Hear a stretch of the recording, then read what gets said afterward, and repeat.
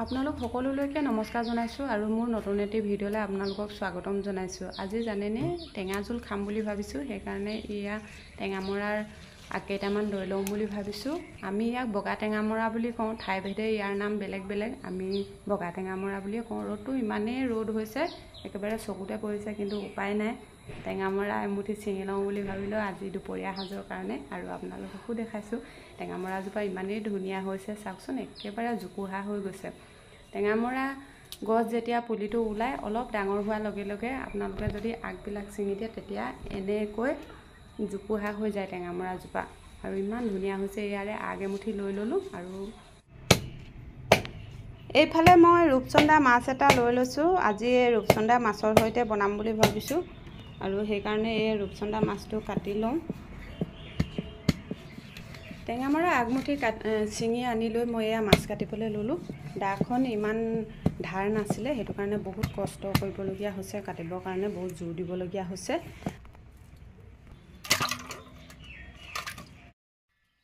মাছখিনি কাটি ল'লোঁ। এতিয়া ইয়াতে অকণমান নিমখ দি লৈছোঁ। এইফালে মই গৰম পানী অকণমান দি মাছখিনি ধুই লওঁ, নিমখ আৰু অকণমান গৰম পানী দি অলপ সময় এনেকৈ থাকিবলৈ দি মাছখিনি আকৌ গৰম পানী দি ধুনীয়াকৈ ঠাণ্ডা পানী অকণমানো দি এতিয়া হালধি দি ল'লোঁ, অকণমান নিমখ দি লৈছোঁ। এতিয়া মাছখিনিত ভালকৈ নিমখ হালধি মই সানি ল'ম। দুটা এটা চাইজে ভাল হৈছে। এইফালে জুইকুৰা ধৰি কেৰাহীখন পাতি লৈছোঁ। এইফালে মাছখিনি বনাবৰ কাৰণে মই এইফালে পিঁয়াজ কাটি লৈছোঁ, 3টা শুকান জলকীয়া লৈছোঁ, নহৰু লৈছোঁ, বিলাহী 2টা লৈছোঁ, আৰু এইফালে 2টা মিডিয়াম চাইজৰ আলু কাটি লৈছোঁ। এইফালে মাছখিনি, আৰু ইয়াত লৈছোঁ মই জলকীয়া গুড়ি আৰু জিৰা গুড়ি একেলগতে এয়া মিক্স কৰি লৈছোঁ। এখন গৰম হ'ল, এতিয়া মই তেল দি লৈছোঁ।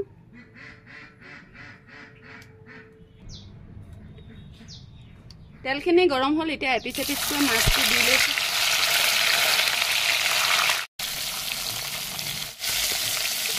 এইফালে মাছখিনি এপিচ এপিচকৈ এনেকৈ লৰাই লৈছোঁ।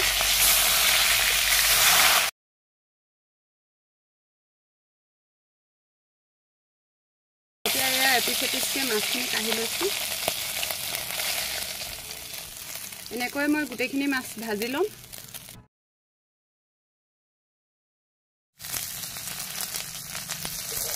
মাছ ভজা কেৰাহীখনতে শুকান জলকীয়া, অকণমান ক'লা জিৰা আৰু পিঁয়াজ দি লৈছোঁ। এতিয়া ভালকৈ এইখিনি ভাজি ল'ম।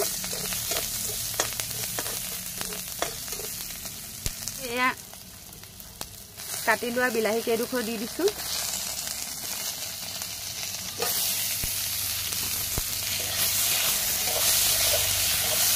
খুন্দি লোৱা নহৰু দি লৈছোঁ।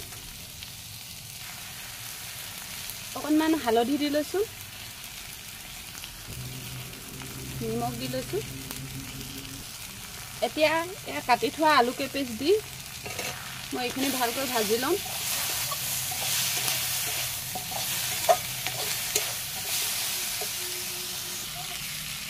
এতিয়া এয়া জিৰা আৰু জলকীয়া গুড়িত অকণমান পানী দি ইয়াতে মই দি দিছোঁ।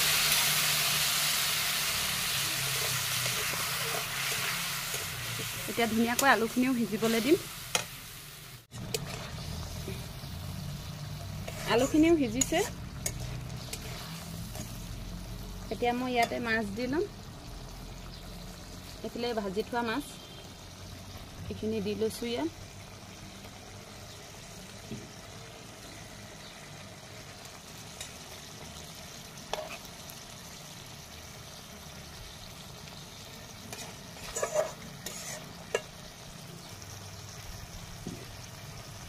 এতিয়া অলপ সময়ৰ কাৰণে মই ঢাকন মাৰি থৈ দিম।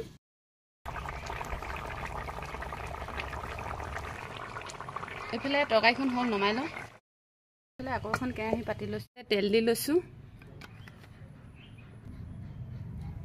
এটা শুকান জলকীয়া আৰু পিঁয়াজ দিছোঁ, অকণমান নহৰু খুন্দা দি লৈছোঁ। এইফালে এইখিনি টেঙামৰা লৈ লৈছোঁ, এয়া চাওকচোন। এতিয়া টেঙামৰা লৈ লৈছোঁ, আৰু এইফালে ভজা মাছ লৈছোঁ। এতিয়া এইখিনি টেঙা জোল বনাম। এতিয়া পিঁয়াজ আৰু নহৰুখিনি ভাজি লৈ এই টেঙা পাতখিনি ইয়াতে দি দিছোঁ। টেঙা পাতখিনি কাটি লোৱা নাই, ধুনীয়াকৈ সামৰি যাব।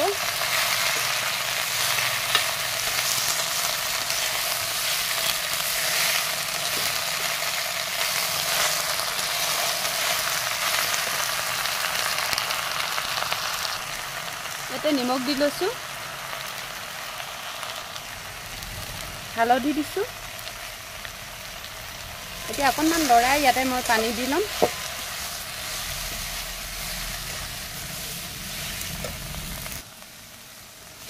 এতিয়া টেঙামৰাখিনি এয়া ধুনীয়াকৈ সামৰি ল'লে, চাওক ইমান ধুনীয়াকৈ। এতিয়া মই ইয়াতে পানী দি ল'ম। মাছৰ পাতলা জোল বনাম, পানী অকণমান সৰহকৈ দিম। এতিয়া মই জোলখিনি নুতলোতে মই মাছ দি লৈছোঁ। মাছখিনি আধা ভজা কৰি থৈছিলোঁ এই জোলৰ কাৰণে, সেইটো কাৰণে লগে লগে দি দিছোঁ। তেতিয়া জোলখনো উতলিব, মাছখিনিও ধুনীয়াকৈ সিজিব।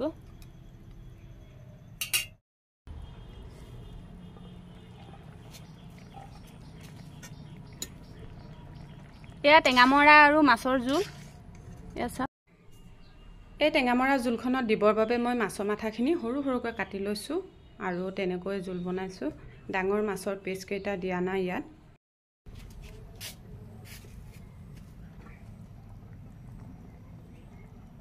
এয়া মাছৰ জোলখন খুব ধুনীয়াকৈ হ'ল। এতিয়া এইখন নমাই লওঁ।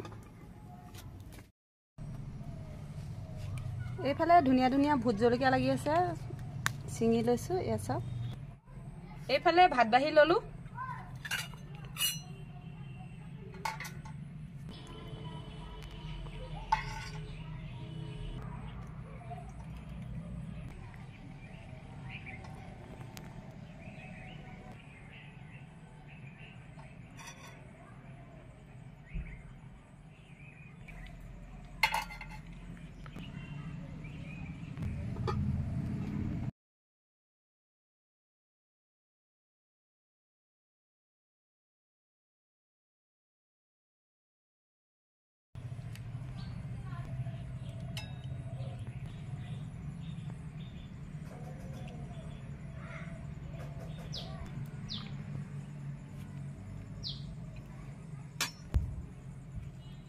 এয়া এটা ভোট জলকীয়া ধুনীয়াকৈ লৈ লৈছোঁ। এয়া আমাৰ দুপৰীয়া সাজ।